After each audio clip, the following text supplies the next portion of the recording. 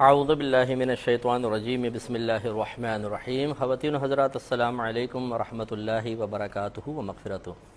Programme احکام شریعت اور فقہ حنفی سے متعلقہ مسائل کے ساتھ ایک دفعہ پھر آپ کی خدمت میں حاضری کا شرف حاصل ہے۔ علم اللہ تبارک و تعالیٰ کا ایک وصف ہے، اللہ کی صفت ہے، اور اسی نسبت سے اس کو علیم بھی کہا جاتا ہے۔ اور اللہ تبارک و تعالیٰ جس کو اس وصف سے نواز دیتا ہے اس کے درجات بہت زیادہ بلند فرما دیتا ہے۔ حضرت آدم علیہ السلام کو اللہ نے وصف علم عطا فرمایا اور فرشتوں کے سامنے آپ کی فوقیت اسی وصف سے قائم فرمائی یا بیان فرمائی، ظاہر فرمائی کہ اللہ تعالیٰ نے آدم علیہ السلام کو تمام اشیاء کے نام سکھائے اور اس کے بعد ان تمام اشیاء کو فرشتوں کے سامنے پیش کیا اور فرمایا کہ اگر تم جانتے ہو تو بتاؤ ان چیزوں کے نام کیا ہیں۔ تو فرشتوں نے کہا کہ اللہ تعالیٰ ہمیں تو اتنا ہی علم ہے جتنا تو نے ہمیں عطا فرمایا۔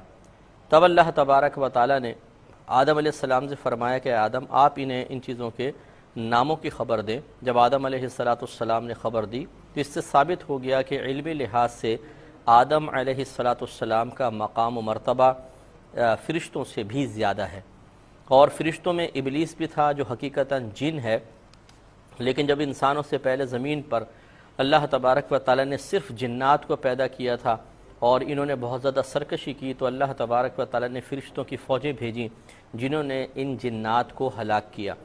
چند جنات کو اللہ تبارک و تعالیٰ نے اپنی مشیت سے چھوڑ دیا، وہ جنگلوں پہاڑوں میں بھاگ گئے اور انہی کی نسلیں آج چل رہی ہیں۔ اور ابلیس جو کہ تھا تو جن لیکن بڑا شریف تھا اور مومن تھا، موحد تھا، اللہ کی توحید کا اقرار کرنے والا تھا، بہت ہی بڑا عبادت گزار تھا اور صاحب علم تھا۔ اللہ تبارک و تعالیٰ نے فرشتوں سے فرمایا کہ اس کو آسمانوں پر لے آیا جائے۔ اس کو آسمانوں پر لایا گیا اور اس کو معلم الملکوت بنا دیا گیا، یعنی فرشتوں کا بھی استاد۔ لیکن جب آدم علیہ السلام کو اللہ تبارک و تعالیٰ نے علوم کثیرہ سے نوازا اور ابلیس پر بھی یہ چیز منکشف ہو گئی کہ اس کا علم آدم علیہ السلام کے علم سے کم ہے، تو اللہ تبارک و تعالیٰ نے فرشتوں اور شیطان کو حکم دیا کہ آدم علیہ السلام کو سجدہ کریں۔ اور اس بات کو سب اچھی طرح سمجھیں کہ یہ سجدہ عبادت نہیں تھا۔ سجدہ عبادت کیا جاتا ہے معبود کو جو عبادت کے لائق ہے، اور ہمارے نزدیک صرف اللہ تبارک و تعالیٰ کی ذات پاک ہی عبادت کے لائق ہے۔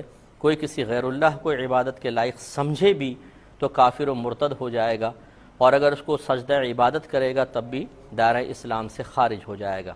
تو یقینی سی بات ہے کہ جو چیز شرک ہے، جو چیز انسان کو اسلام سے باہر کر دیتی ہے، اللہ تبارک و تعالیٰ اس کا حکم تو نہیں دے گا۔ تو یہ سجدہ عبادت نہیں تھا بلکہ سجدہ تعظیمی تھا۔ سجدہ تعظیمی کا مطلب یہ ہوتا ہے کہ کسی کو قابل تعظیم سمجھتے ہوئے، لائق تعظیم سمجھتے ہوئے اس کے سامنے سجدہ ریز ہو جانا۔ یہ جو تعظیم بجا لانے کی غرض سے انسان جھکتا ہے اس کو سجدہ تعظیمی کہتے ہیں۔ اور جب آدمی سجدہ تعظیمی کرتا ہے تو تعظیم کی کوئی نہ کوئی وجہ بھی ضرور ہونی چاہیے کہ بھئی اس وجہ سے یہ شخص قابل تعظیم ہے، تو اس کا کوئی بھی انکار نہیں کرے گا۔ تمام مفسرین نے تقریباً یہی لکھا ہے کہ وصف تعظیم، وجہ تعظیم آدم علیہ السلام کا علم تھا کہ آپ کا علم مبارکہ تمام فرشتوں بشمول ابلیس سے بھی زیادہ تھا، لہٰذا اللہ تبارک و تعالیٰ نے ان سب کو حکم دیا کہ آدم علیہ السلام کے سامنے سجدہ تعظیمی کریں۔ لیکن شیطان نے انکار کیا، ابا واستکبر وکان من الکافرین۔ اللہ تبارک و تعالیٰ نے ارشاد فرمایا کہ شیطان نے انکار کیا، تکبر کیا اور کفر کرنے والوں میں سے ہو گیا۔ لہٰذا معلوم یہ ہوا کہ وصف علم انسان کو دیگر جتنے بھی عابدین ہوتے ہیں، عبادت کرنے والے ہیں، چاہے وہ تہجد گزار ہوں، لاکھوں کی تعداد میں درود شریف پڑھنے والے ہوں، کثرت سے نعتیں پڑھنے والے ہوں، قراءت کرنے والے ہوں، عالم کا، علم والے کا مقام ان سب سے بلند و بالا ہوتا ہے۔ اور دوسری بات یہ کہ عالم کے علم کی تعظیم نہ کرنا یہ شیطان کا طریقہ ہے۔ تو جو آج کے دور میں بھی کسی صحیح العقیدہ عالم دین ہو، باعمل ہو، اس سے بدگمانیاں پیدا کر کے سنی سنائی باتوں پر اپنی سوچ و فکر کی بنیاد رکھ کر کسی کے خلاف کوئی مسئلہ کرے، اس کی تعظیم نہ بجا لائے، تو گویا کہ وہ شیطان کے طریقے پہ چل رہا ہے۔ تو پھر اس کو خوف کرنا چاہیے کہ جو انجام شیطان کا ہوا ایسا نہ ہو کہ خدا نخواستہ اس کا بھی ہو۔ اس پر ہم گفتگو مزید کریں گے۔ کالر ہمارے ساتھ ہیں، السلام علیکم۔ تو آپ کی خدمت میں گزارش کر رہے تھے کہ علماء کی علم کی تعظیم بہت زیادہ ضروری ہے، تو اس جو میں نے مختصر سی تمہید باندھی، اس سے دو باتیں معلوم ہوئیں۔ اگر آپ یہ چاہتے ہیں کہ جو عام عابدین ہیں، عبادت کرنے والے ہیں، ان سے آپ کا مقام و مرتبہ بہت زیادہ بلند ہو جائے تو علم حاصل کریں، اور اس میں جتنا اضافہ آپ کر سکتے ہیں کرتے چلے جائیں، تو پھر یاد رکھیں کہ آپ کا مقام اتنا بلند ہو جائے گا کہ انسان عبادت کے ذریعے، اذکار کے ذریعے اور نوافل کے ذریعے کبھی آپ کے قدموں کی گر تک بھی نہیں پہنچ پائے گا۔ اس لیے بہت ضروری ہے کہ نصوص قطعیہ سے نکلنے والے نتائج پر غور و تفکر کر کے اپنے عمل کی بنیاد رکھی جائے۔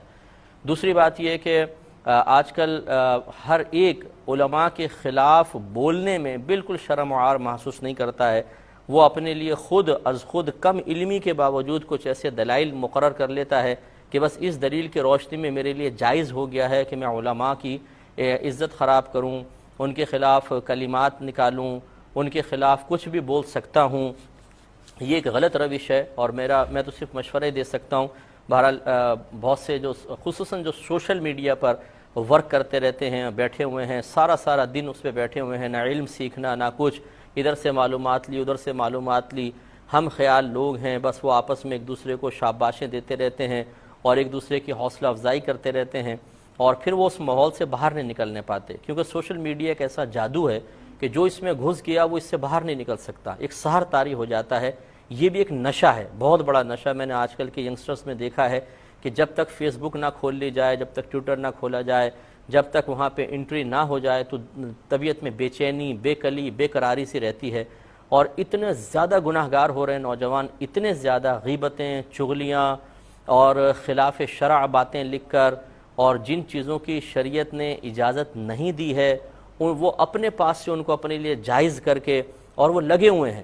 یہ معلوم اس وقت ہوگا کہ جب موت کا جھٹکا لگے گا، جب انسان قبر میں پہنچے گا، میدان محشر میں اللہ تعالیٰ کی بارگاہ میں جواب دہ ہوگا۔ جن علماء جو صحیح العقیدہ علماء ہیں، ان کے خلاف اس طریقے سے معاملات کر کے جب وہ عزت کے ساتھ جنت میں جا رہے ہوں گے اور یہ حساب و کتاب بھگت رہا ہوگا، تب احساس ہوگا کہ ہم نے کتنی بڑی خطا کی تھی۔ اس لیے بڑی احتیاط کرنی چاہیے۔ علماء کی بڑی عظمت ہے، شان ہے۔ شیطان کو بس یاد رکھیے، آپ غور کر سکتے ہیں کہ آپ کون سا عمل کر رہے ہیں، شیطانی عمل کر رہے ہیں، غیر شیطانی۔ شیطان نے تعظیم نہیں کی تھی، تباہ ہوا۔ فرشتوں نے تعظیم کی، اللہ نے ان کو عزت سے نوازا ہے۔ اب یا تو آپ فرشتوں والا کام کریں اور یا شیطانوں والا کام کر لیں، ہر چیز کی ایک دلیل طلب کیا کریں۔ یہ میرا بہت زیادہ مشورہ ہے، جو خصوصاً بچیاں، جو ینگسٹرز ہمارے نوجوان ہیں، سوشل میڈیا سے وابستہ ہیں، آپ کچھ بھی کرنے لگیں، کسی پہ کمنٹس پاس کرنے ہیں، کسی کی کلپ آگے بھیجنی ہے، کچھ چیز فارورڈ کرنی ہے، کسی کے اوپر آپ نے تنقید کرنی ہے، خصوصاً اگر وہ عالم دین ہیں، تو پھر یہ نہ دیکھیں جی میرے گروپ سے، فلاں گروپ سے، یہ ضرور دیکھیں کہ وہ صحیح العقیدہ ہیں، تو پھر آپ یقیناً کسی نہ کسی اچھے مفتی صاحب سے پہلے مشورہ کریں کہ یہ جو میں عمل کر رہا ہوں کیا شریعت مجھے اس کی اجازت دے رہی ہے، تب کریں، ورنہ وبال جان ہے، یاد رکھیں، کیونکہ آپ ایک چیز فارورڈ کر دیتے ہیں، جہاں تک آگے چلتے چلی جائے گی آپ کے لیے گناہ جاریہ ہے، اور یہ آپ بھی جانتے ہیں کہ ایک دفعہ فارورڈ کرنے کے بعد وہ چیز واپس نہیں آتی، وہ ایک گولی ہے جو پستول سے نکل گئی تو اپنے ٹارگٹ پہ جا کے لگے گی، یا مس ہو گیا تو بہرحال پستول میں واپس نہیں آئے گی۔ کالر ہمارے ساتھ ہیں، السلام علیکم۔